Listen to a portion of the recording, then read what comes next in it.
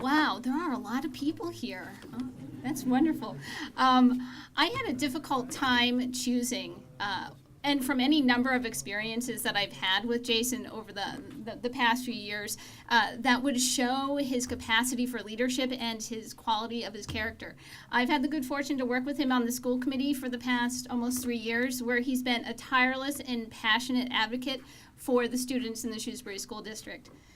I also have been able to reap the rewards of his 3 years as legislative aide at the State House with Mike Moore, because that experience has been invaluable on the school committee, where when we've bumped up against unfunded mandates and changes in state laws, he always knows the process, he knows the timing, and he knows the people. And that's been a really big help to us.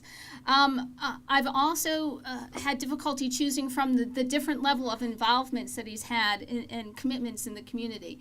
He's worked on the library campaigns here in town, especially on the second one, which was successful. And he helped coordinate the Get Out the Vote. Not a surprise to anyone in this room, I'm sure. And assisted with the voter contact. But especially, I could speak volumes to you about his time spent in community supporters for Shrewsbury, which was the ballot committee that was working for the passage of the override here in Shrewsbury in the spring of 2013. That's where his political experience, his knowledge of running a campaign was essential to that committee. Sometimes volunteers may have grown sick and tired of hearing all about door knocking and getting out the vote, but he was right.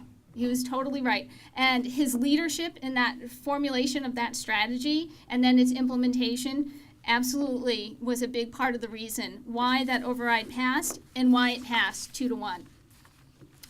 But I kept circling back to a personal experience that I had with Jason that I wanted to share with you tonight that reveals the quality of his character. In February of 2013, our youngest daughter was diagnosed with type 1 diabetes. And for those of you who've dealt with a medical diagnosis, you may know that you get a varying level of responses. The majority of them are really positive and kind, especially here in Shrewsbury. There's always a couple of clunkers. You can count on those negative people. But then there's this handful of people that stand out and resonate and become part of the memory of that time. And Jason's response was one of those. He didn't make a grand and dramatic gesture. He just asked me a simple question when he called on the phone shortly after we came home from the hospital. And he asked me, how does the disease impact you? In what ways has this changed your family? And then he listened.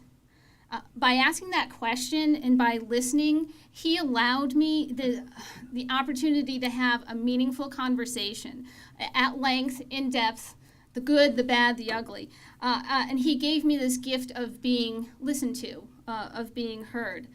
And it made me realize that he has quite the capacity for putting himself in other people's shoes. And that's what I want in my state representative. I want someone like Jason Palich, who is invested in this community. He grew up here. He went to school here. He went to Beale. He went to Floral, graduated from Shrewsbury High School. Except for his 5 years at Northeastern in Boston, he calls Shrewsbury his home. I also want a candidate like Jason Palich who has political experience. He has been in town meetings since 2009, and I've had the privilege of serving with him on the school committee since May of 2012, where he was the youngest school committee member ever elected in the history of the town of Shrewsbury. I want someone who can build and maintain relationships. And we talked about that with the legislative aid experience at the State House, but you'll see that here in town. He was on the 2013 Fiscal Study Committee. He's part of Shrewsbury Education Foundation. He's part of the Rotary Club. He was a former Gala committee member at Shrewsbury Youth and Family Services. He works really hard at making connections.